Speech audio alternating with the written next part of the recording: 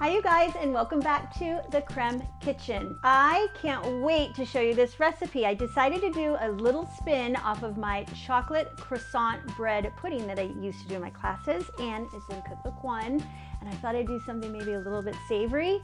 Thought I'd make it a little Frenchy French, right? With some Gruyere, shallots, eggs and cream. Oh, and ham. So let's get started. I'm gonna start by cutting up 6 croissants. I got these croissants at Costco, but you can get them, as you know, anywhere.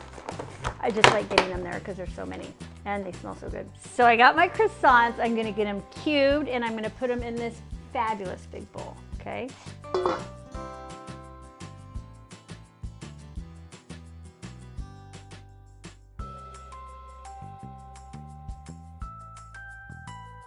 Okay, I have my lovely croissant in the bowl, 6 of them. I have my skillet heated up on, well, almost medium. Also, my oven is preheated to 375 degrees for this fabulous savory ham and cheese croissant bread pudding. My skillet is heated on medium to about medium-high heat. I have a half a stick of butter. I'm gonna put that in there to melt, and then I've got this really large shallot I'm gonna mince up to get softened in my butter. If you can't find a shallot this big, then just use 2 smaller ones.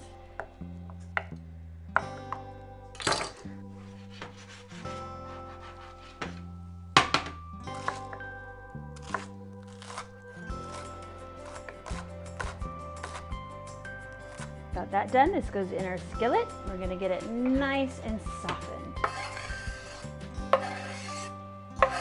And now I have my cheese. It's Gruyere. We love Gruyere over here, and it's about anywhere from 6 to 8 ounces would work perfectly. So I'm just gonna hand grate this because you know I love to hand grate.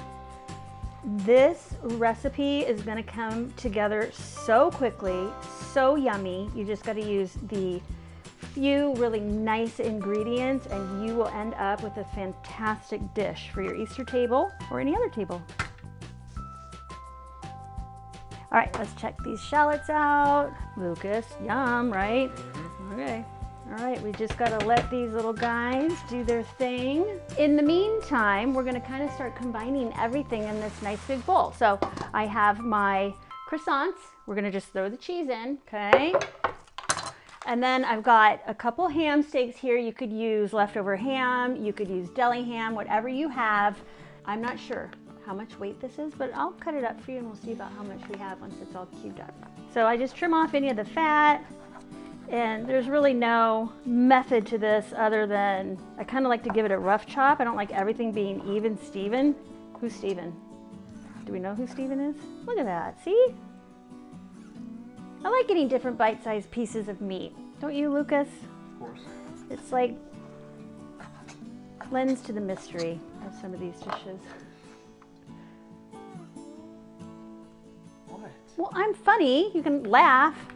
All right, so Lucas, we're just gonna kind of figure out what this is, right? You want about 3 cups of ham total, give or take, for your lovely croissant bread pudding.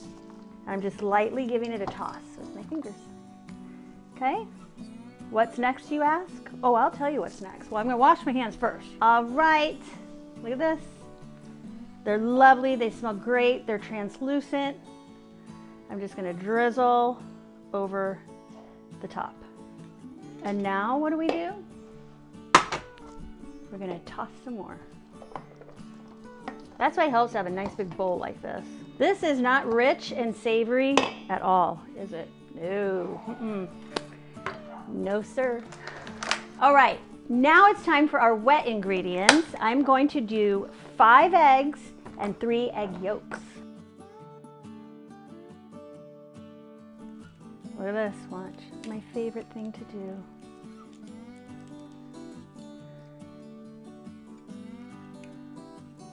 One. There you go. All right.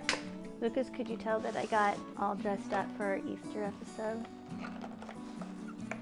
You look like a Vera Bradley bag.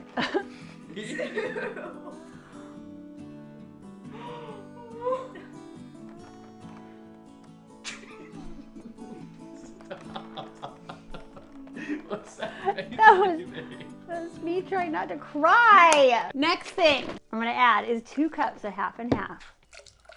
Now I'm mad at you. Why? A Vera Bradley bag. I'm sorry. Okay, 2 cups of half and half, and next goes a cup of heavy cream. Okay, there's my cup of cream. Okay, let's get all this goodness out. To my egg and milk and cream mixture, I'm gonna add a little bit of nutmeg. Let's just give it a couple shakes here. There's ham, there's cheese, teaspoon or teaspoon and a half of salt. Teaspoon? Okay, so we're gonna do 1 teaspoon of kosher salt per Lucas. And then let's do a 1/4 teaspoon of white pepper. I'm using this for a couple different reasons. 1, the flavor is just a little bit more mild, and 2, there's no color to it, so it'll make it look even prettier. Ooh, was that a 1/4? Yeah, it was. Okay. Sure was, Luke, in case you're wondering. So I'm gonna get this all whisked up. Whisked up. It is cool. This is the magical part. Ready, Luke? We're just gonna pour it all over the top.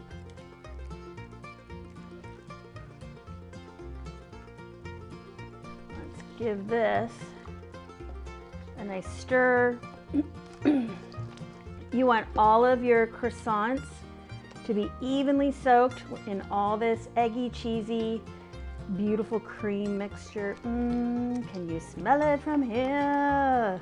Okay, we have our 9 by 13 baking dish. We're gonna give this a quick little spray. We have our 9 by 13 spray, and I'm gonna get this lovely savory bread pudding mixture inside our pan. Do not leave anything in this bowl. Oven is all preheated. The last thing I want to do is top this. I'm gonna use my microplane grater, okay? I have some pecorino romano here. Give it a nice nutty bite right on top, because you know, you need more cheese, right? Imagine this with like some fresh berries on the side. All right, and last but not least, I want to cover it for at least the majority, about a half hour or so, and then we're gonna take the foil off for the last 10 to 15 minutes. So into the oven it goes.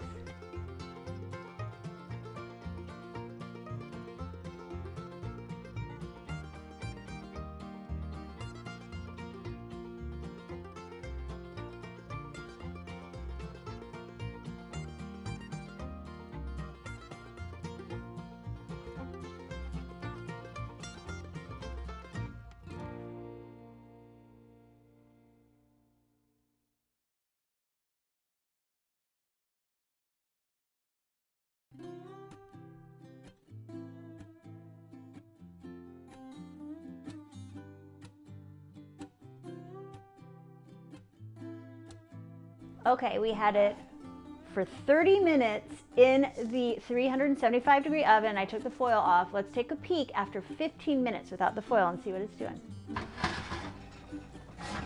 Oh, it's almost there. I say another, what do you think? 7 minutes. Luke, 7 minutes? Yep. Are we on the same page with the whole 7 minutes thing? You're fired. All right, I added another 7 minutes to our savory croissant bake. Let's see what it looks like.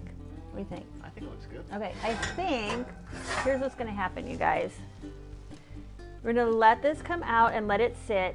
It does look a tiny bit wet here, but I think that's gonna be okay because once it sits, all of this is gonna still cook a little bit. So let's let it rest and then we're gonna get ready to serve. Okay, you guys, check this out. Amazing. We let it sit anywhere from about, well, I think I set the timer for 5 minutes, right? Okay. So here's how I would serve this. Spoon. I do need somebody to test this. And I have the lovely Kelly here. Kelly has been my taste tester many times and I'm forcing her to do it. Yes, one more time. Come on, Kelly. I hope there's enough seasoning on there. All right, give it a whirl. We like to see the reaction because they've never gone, ooh, not sure. Not sure I like that. Hey, She's speechless. I am. It's actually really, really good. Yeah, are you sure? No, it's really good. All right, because now I'm going to do this.